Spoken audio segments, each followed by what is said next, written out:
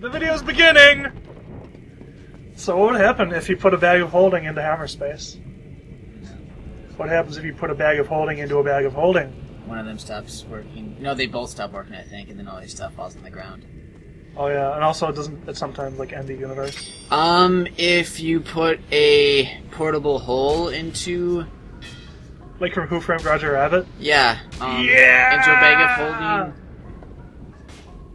Or, like, one of those, spheres that just annihilates stuff into one. It just annihilates a whole bunch of stuff, like, in an area around it. So if you need to kill anything with money, just buy a portable hole and a bag of holding. By the way, you're better off sniping these guys. Sometimes you can get 2 in one. But don't waste all your arrows. Also that took me a while to figure out how to practice run. Like, how do I get through this gate? But yeah, one of my attempts failed because I ran out of arrows in this room. Partially because I sniped those guys too. If you hit them in the tail 3 times with an arrow, they die. But I just ran past them this time. And I didn't bother sniping these guys either since there's more room to move around. And since I sniped those guys, I wasn't there to grab the arrows when they dropped them.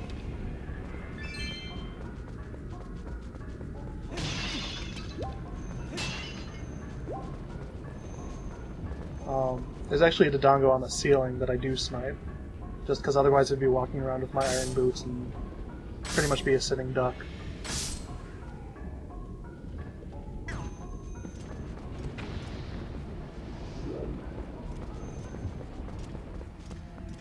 Of course I could have used the glitch and just fought him regularly, but I didn't know about that.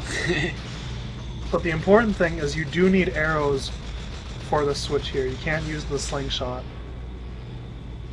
You need to use the arrows. Because it knows. Yeah, so I ran out of arrows. So I started going back to a previous room to try to get some more, and I was planning on fast forwarding it. But then I accidentally jumped into the lava. So I just restarted. I think that chest is rupees or something. It's too far away. Not gonna bother.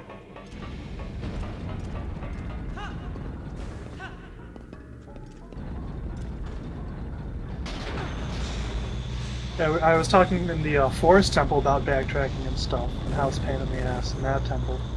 This temple's really good about it.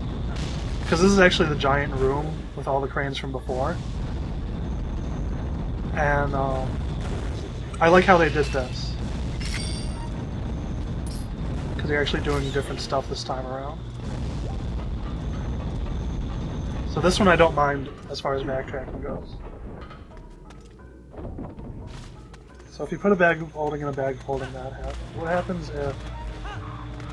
Well, I'm going to explain this quick, actually. This is how I know that you need to use the arrows. Because I tried using the slingshot on this one.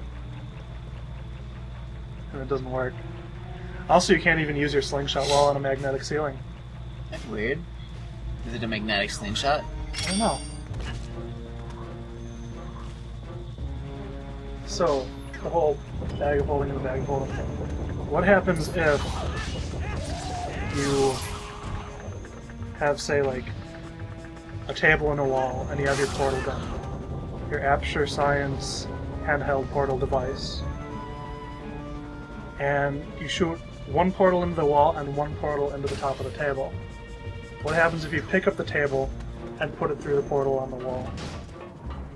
Well, when you say that, the problem is that the table isn't going to be able to fit through the one on the wall because it's big enough to hold the portal. Also, we can take care of these snipers now. Sniper, no sniping! Yeah, there you go, another Dora the Explorer reference for you. Also, another problem with that is that to take up the table and move it through the wall... Oh, you're moving the table, and if a portal is on a moving surface, it disappears.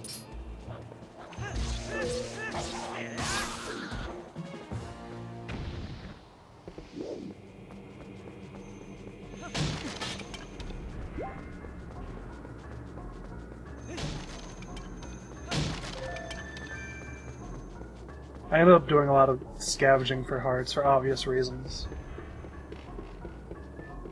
And also arrows and bombs. Well, not so much bombs since they don't drop ever, but arrows because I'm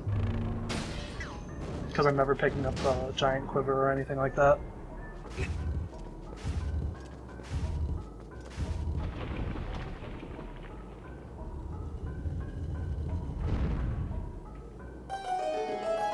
Also, I think this is the first game where the BMO statues aren't destroyed by bombs. You actually shoot them in the eye. Also, they shoot those explosive barrels right there. That's sort of a clue as to what you can do. I mess it up, but if you manage to shoot an arrow between them, those two that are on the wall, there's a barrel behind them, and that'll take care of them both and save you some ammo. There's also a chest on, like, a cliff somewhere in here that you can't get until you get the claw shot and come back. But it's just got rupees or something like that.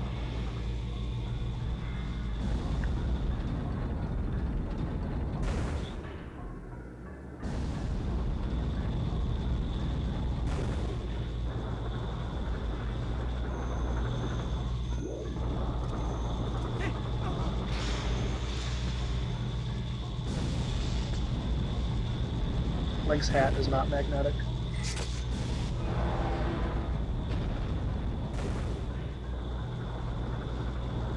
The animation of the ropes always looks weird to me when you drop one of those down. It's like the ropes are moving slower than they should.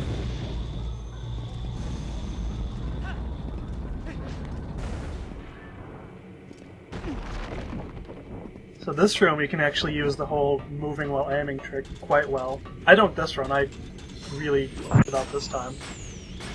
But practice run. This room was smooth as butter. Keep eating your feet. You should put on those heavy boots.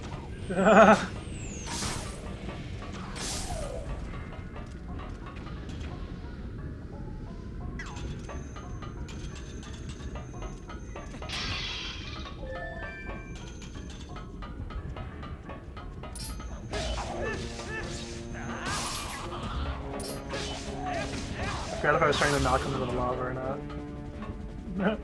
But I did. Archaeologists will find him someday.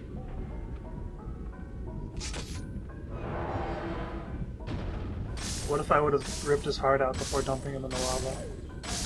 That'd be pretty badass. Then I'd know which archaeologist would find him. You just hit him in the nuts.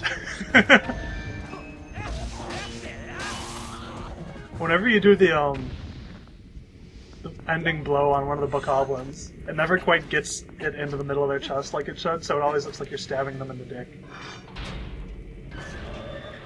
Viciously. By the way, I really like the ending blow is in this game, because my favorite move in all of Link's repertoire in all of the games was the downward stab in Zelda 2 Adventure of Link. And they've never really put that in many... Like, they couldn't put that in the other 2D Zeldas because they were top-down, so it wouldn't make sense.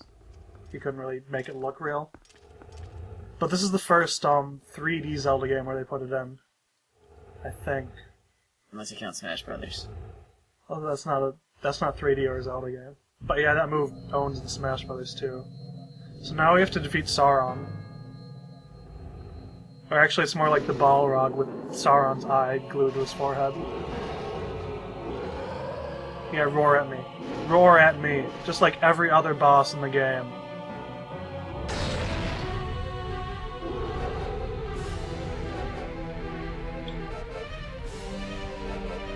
Balrog was so cool in the movie. I mean, I guess he was cool in the books too. Yes. Like they did win the Oscar for special effects, but they deserved it for that shot alone. Also, the whole battle at the beginning with thousands of characters.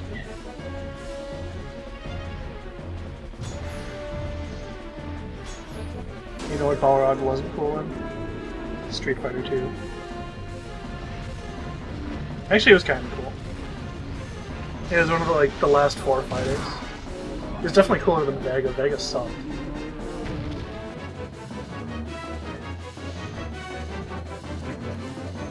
Fun fact, this is the only boss in the game that has only one form. All the rest have 2 or more.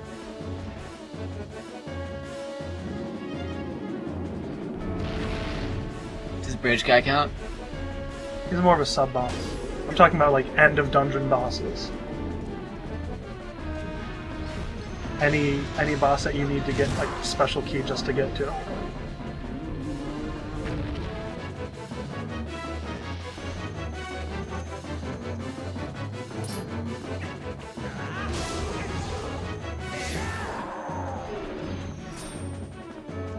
Let's see, who are the 4 people at the end of... There was Balrog, there was Vega. Who was the guy with the eye patch? I don't remember. And then there was, of course, M. Bison. Sagat, that's who it was. And of course, those are the American names, because I believe in... I forgot which foreign countries it is. It might be Japan, it might be some other one. But the names are all switched around.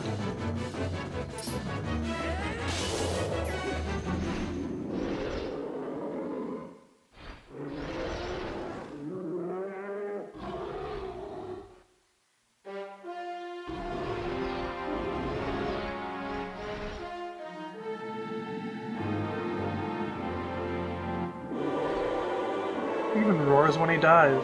He's not dying. Looks pretty dead to me. No, he doesn't.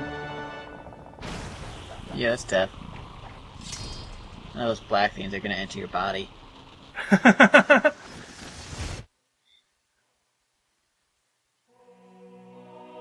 can actually, the guy that's on the ground right now, Darbus, you can go talk to him.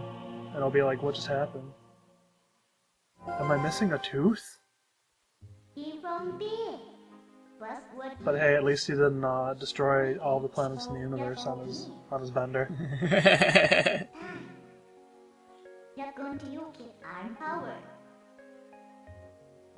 Yes, he's still breathing. And then he helps you later. This is one of the bosses that helps you.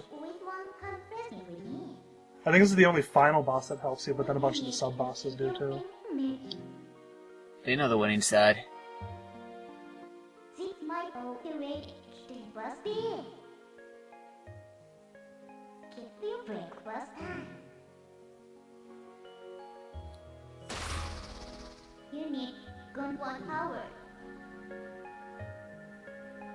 Well, next time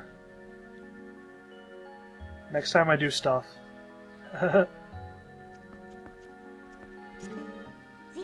So, see you guys next time. I don't know why I say see you guys next time. There's no visual element to it at all. Except for that part where we hack into your cameras built into you. Never mind. We don't see you. Dave.